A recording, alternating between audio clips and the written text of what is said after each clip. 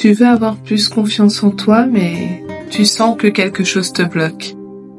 Peut-être que, sans t'en rendre compte, tu fais justement le contraire de ce qui nourrit la confiance. Aujourd'hui, je vais te parler de 3 choses que tu fais sans y penser et qui détruisent ta confiance en toi, petit à petit.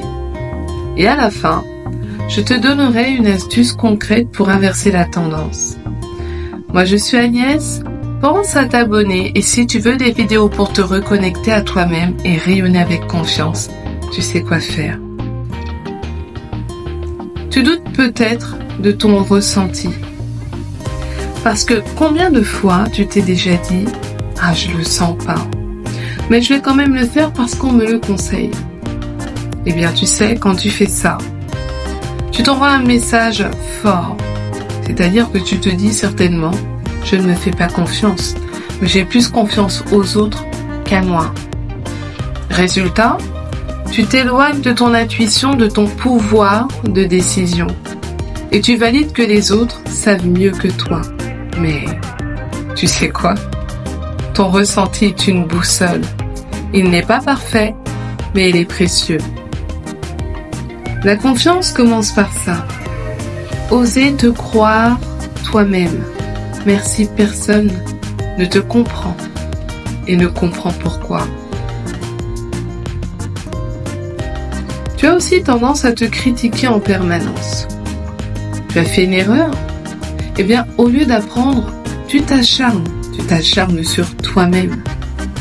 T'es nul, t'as encore tout raté, tu réussiras jamais, oh, je suis trop bête. Tous ces mots-là doivent être bannis. Tu crois que ça va te motiver, mais au contraire, ça t'use. La critique intérieure est un poison lent. Et j'en ai déjà parlé dans mes autres vidéos, de faire attention à son langage, parce que ça nous mène vers le fond. Eh bien, tu vois, toutes ces critiques intérieures te coupent les jambes avant même que tu puisses courir. Et le pire, c'est que plus tu te parles mal, moins tu oses, moins tu fais, et plus tu disparais. La vraie confiance ne vient pas de la perfection, elle vient de la bienveillance envers toi-même. Parle-toi comme un enfant, parle-toi comme un ami, parle-toi comme tu parleras à ton partenaire ou à ta partenaire, tu parleras avec bienveillance et amour, n'est-ce pas?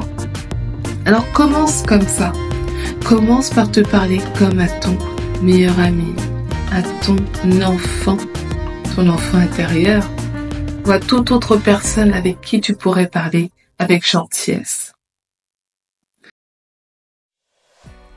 Tu renies qui tu es pour plaire aux autres, n'est-ce pas? Qui n'a pas connu ça? En tout cas, moi je l'ai connu, mais vous? Tu dis oui quand tu penses non. Tu souris alors que tu as envie de pleurer. Tu t'adaptes, tu te coupes. Tu te coupes tellement que tu finis par ne plus savoir qui tu es vraiment. Qui n'a pas eu encore cette sensation-là? Tu crois que plaire aux autres va t'apporter la paix, n'est-ce pas? Mais c'est une illusion. Ah là, tu t'enfermes encore plus. Et là, tu creuses ta tombe. Tu creuses ta tombe et la confiance disparaît totalement. Il faut tout recommencer, tout reproduire. Et la confiance se construit. Cette confiance-là, elle grandit quand tu te respectes. Même si ça ne te plaît pas. Même, du moins pas à toi, mais aux autres. C'est quand tu es fidèle à toi-même que tu rayonnes vraiment. Et ça va être dur quand même, parce que avoir confiance en soi, c'est faire des choix. De ne pas faire plaisir aux autres. Tout ça pour leur plaire ou pour élever leur ego. Non. La confiance, ça se travaille et c'est une décision à prendre. Je te donne ce petit exercice. Chaque soir, écris une seule chose que tu as faite dans la journée en étant fidèle à toi-même. Même si c'est minuscule. Même si, par exemple, je sais pas, tu as osé dire non. Oser dire non à quelqu'un qui te demande tout le temps, est-ce que tu peux me rendre service? Et c'est vrai, c'est sympathique de rendre service aux autres. Mais si tu le fais à contre-cœur, c'est jamais bon. ou de prêter des choses, j'en sais rien, peu importe la raison. Tant que, même si c'est minuscule, c'est un grand pas vers toi. Ça peut être aussi, j'ai dit non à un truc qui ne me convenait pas, où je me suis écoutée, j'ai pris une pause. Eh bien, tu verras. À force de le faire, tu réalises que tu peux compter sur toi. Et c'est ça la vraie confiance. Pense à liker, abonne-toi. Et si tu ne me connais pas, parce que peut-être que c'est le cas, je suis Agnès et je suis là pour t'accompagner. Coach en bien-être.